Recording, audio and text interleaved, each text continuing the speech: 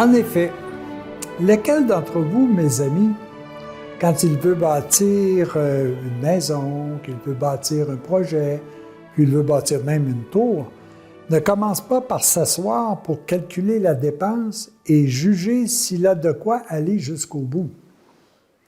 Autrement, s'il pose la fondation sans pouvoir terminer, tous ceux qui le verront se mettront à se moquer de lui et diront « Voilà un homme qui a commencé à bâtir et qui n'a pas pu terminer. » L'autre exemple que je vous donne, quel roi, quand il part faire la guerre à un autre roi, ne commence pas par s'asseoir pour considérer s'il est capable, avec 10 000 hommes, d'affronter celui qui marche contre lui avec 20 000. Sinon, pendant que l'autre est encore loin, il envoie une ambassade et demande à faire la paix. De la même façon, quiconque parmi vous ne renonce pas à tout ce qui lui appartient sur le plan terrestre ne peut être mon disciple, peut être le disciple de l'amour. C'est important, les amis, de voir ici, de regarder ce que je veux faire, c'est quoi véritablement mon plan?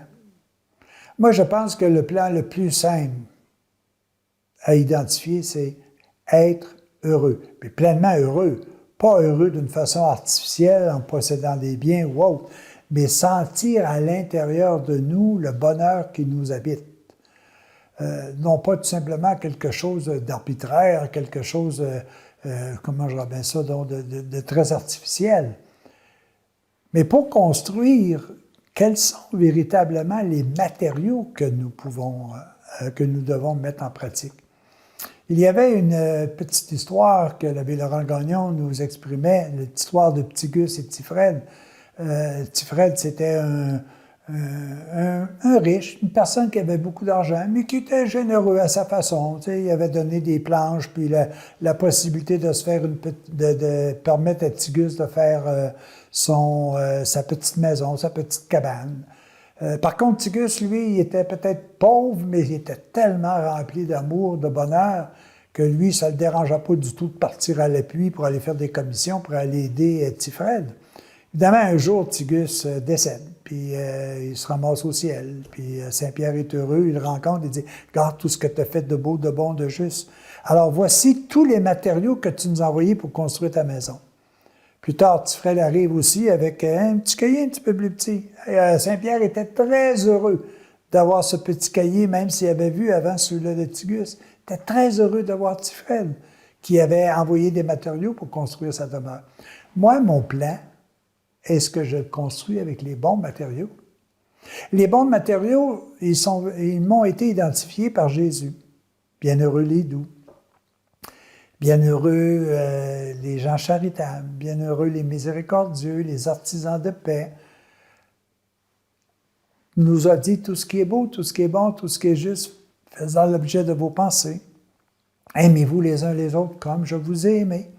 Il nous les a tous présentés, les matériaux, pour nous construire une maison perpétuelle, une maison qui ne se détruira jamais. Rien de ce qui est beau, de ce qui est bon, ne se perd.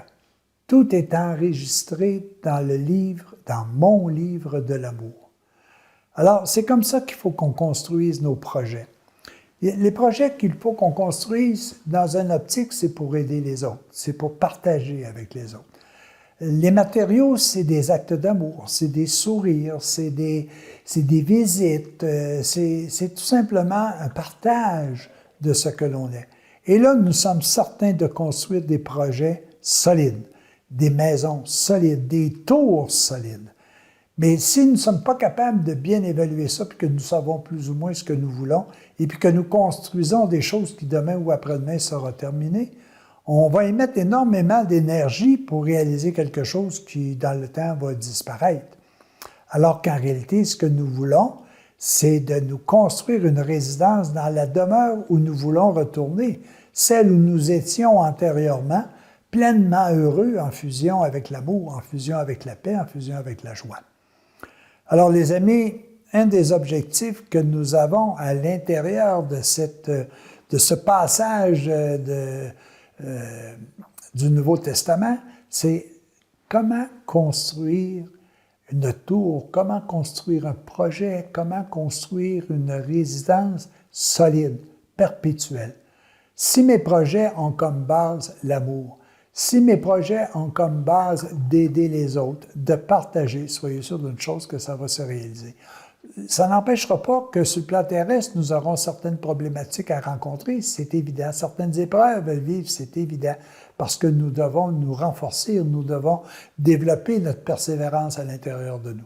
Alors, faisons en sorte que les matériaux qui nous servent pour réaliser nos projets soient de véritables matériaux qui ne s'usent pas avec le temps, qui restent totalement dans notre éternité, si vous voulez, qu'elles correspondent à notre nationalité divine. Alors, c'est ce qui nous a été effectivement montré dans cette petite parabole qui nous dit en réalité, là, allez chercher les bons matériaux pour pouvoir construire des projets qui ne se détruiront pas avec le temps.